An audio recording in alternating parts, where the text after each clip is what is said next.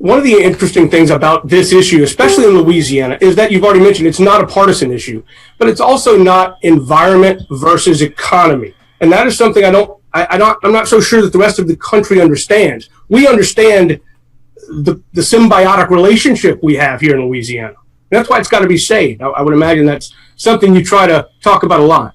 We do. And Jimmy, you're exactly right. And people have tried to make this a partisan issue over the years. And thankfully, our delegation, our state, and many others have resisted that temptation to do so. You know, if you go back to perhaps before Hurricane Katrina, there were just a handful of us that were out there talking about the coast, and decades before that, you had even fewer, just a small handful of people. But largely before Katrina, it was considered an environmental issue. It was the tree huggers that were out there talking about the coast. Katrina, I think, was that pivotal moment where people realized, oh, wow, this isn't a birds and fish problem. It's not a habitat problem. This is something that affects every socioeconomic class, every race, every neighborhood, every coastal parish. And it really, I think that Hurricane Katrina, Hurricane Rita caused sort of that transcending event that really made people realize this is not about the environment. This is about everything that's great about South Louisiana. It's about my home, my business, my economy, the place I like to fish, and many other things. It's just a pervasive issue. And I think that was the turning point. And I'll say it again, thankfully, we've been able to, and especially in these uber partisan times we're seeing today, we've been able to resist temptations to make this a partisan issue. Republicans, Democrats, Independents, everyone we've all been working together to advance the restoration efforts and protection efforts in the state of Louisiana. And the more I talk with you and others and realize how important Louisiana is, not just to Louisiana, but to the country, and all of the energy production, the fact that we, everything we do. I mean, when you think about how important Louisiana is, it's got to be something that is kind of hard to get through some of the minds of some of the people you deal with on a daily basis.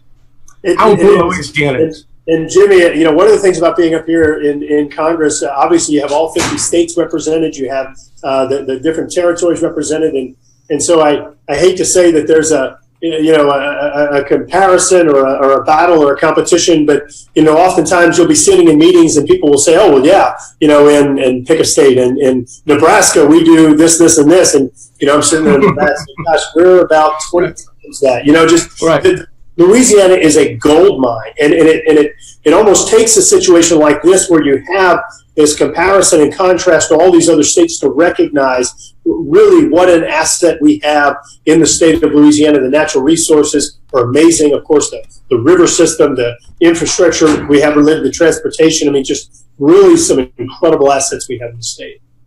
I know you might be having to get to a vote, but I want to try to get a few other things in, so I understand completely if you got to run. But I know I got a good deal. Just talking about a lot of other people around the country, especially coastal communities, are realizing that things are changing for them. And with the limited federal dollars that actually exist and will exist into the future, how does Louisiana leverage what we've already done to make sure that that we're not the forgotten? And I'm going to come back to Go Mason in just a second. I don't want to forget about that. Wait, I want to make sure I understand the question. How do we leverage what we've done? Well, I guess what I'm trying to get at is the fact that we've been doing this for a long time. Well, we've been doing this for 20 or 30 years now. And now we're getting to a point where a lot of other people are having to do the same things that we are. And the funding, I guess it's all about funding. It's all about funding. And the unfortunate thing is the oil spill was a terrible thing. But if we hadn't had it, we wouldn't have the funding stream that we have now. So we'd be in a much worse spot. Okay, got it. I understand now. So number one, years ago when I was working for the state of Louisiana, we had literally pulled together tens of billions of dollars in funding. And one of the things that I recognized is, as you've indicated, we are on the edge of this. We're the canary in the coal mine in regard to what we're doing in South Louisiana. It's a scenario that other states and territories and countries will be experiencing in the future. We're on the edge of this, unfortunately, because of our extraordinary subsidence rates, our sinking rates, and in addition to the sea rise. we're the canary in the coal mine. So what we did is we established the Water Institute of the Gulf, and the idea was we needed to have an independent entity that could be our science, coastal science and resilience guru, our center of excellence. And so we created that Water Institute. I'm not sure if you've seen those amazing new buildings popping up just on the downriver side of the Mississippi River Bridge in Baton Rouge. We're moving there. There you go. Well, that's right. You are in the Water Campus, in the Water Institute building. I checked out your digs the other day. But having a physical center of excellence where you integrate government and academia and the private sector, not-for-profit expertise, all in one location. The Netherlands ran into a somewhat comparable situation decades and decades ago. They have Deltares, they have the Rich Water staff, their Corps of Engineers equivalent. We need to make sure that we're learning from the mistakes we made and learning from the successes, and we're building upon those. We're exporting those to other states, to other countries.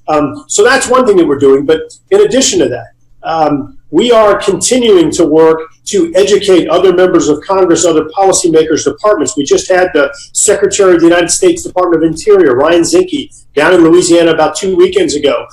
Took him out to our coast, to Davis Pond, had him meet with community leaders and business leaders and political leaders and others talking about the national repercussions of our coast. And so I think it's going to take that sustained education effort, the sustained trips down to Louisiana, and I think the continued active involvement and expertise of the Water Institute, the Coalition, and others to ensure the rest of the nation that the things we're doing with these dollars are responsible, they're based upon best science, and they're truly investments, not pork spending, meaning that this isn't just spending, this is investments that generate a return in cost savings, ecological productivity, and resilient communities. Going back to sticking with funding a little bit, one of the things that we have put together along with our partners at the Mississippi River, Restore the Mississippi River Delta, is our 17 major priority projects. You've probably seen those, and some of those are sitting idle right now because there is no funding. Is there anything on the horizon that might change that? Well, so one of the things we're working on, and actually started working on about a year ago, you might have heard the president talk about this infrastructure package. And usually the term infrastructure brings visions of roads and bridges, which certainly in Louisiana we are in need of. Bridge across the Mississippi River for one. But what we did is we began engaging the then Trump campaign and since then the White House, talking to them about what infrastructure really means. Roads and bridges, absolutely, but it's not relegated to that. Things like, and this is sort of the way that we had sequenced it, we said, well, look, why don't we start with roads and bridges, and then we'll start talking about navigation dredging. And the reason for that very quickly is that the Panama Canal is now wider and deeper. It can facilitate vessels that do not fit in the Mississippi River. We have 5 of the top 15 ports in the nation. We need to maintain that maritime industry. But here was the thought process. If we can get them to realize that ports and river dredging is an important part of infrastructure and trade in our economy, then when we dredge those navigation channels, we have what? Sediment. Well, then we naturally cascade into the next thing. Well, hey, Mr. President, now that we have this sediment, we have some ideas of what we can do with it. We can use it to restore the coast. And so we kind of went through this progression with White House officials and the campaign at the time, talking to them about this. And so we've had very good discussions about what infrastructure is. Infrastructure is roads and bridges. Infrastructure is ports and dredging and navigation channels to maintain these, the Port of Baton Rouge, the Port of South Louisiana, Port of New Orleans, and other ports in our state that are major job creators. But it's also about restoring our coast and resilient communities and sustainable ecosystems, because, Jimmy, those are cost-effective investments. I mean, do we really even need to? People in Louisiana understand this, but people in Texas, I think with Hurricane Harvey, the impacts of Hurricane Maria and Irma in Florida, in Virgin Islands and Puerto Rico, time after time after time, we could have spent a fraction of the money on the front end making these areas more resilient versus spending absurd amounts of money on the back end. And just to throw out a dollar figure, since 1980, over $1.3 trillion spent on responding to disasters. A fraction of that money invested in proactive, principled restoration projects, levies, and others, would have saved exponential dollars.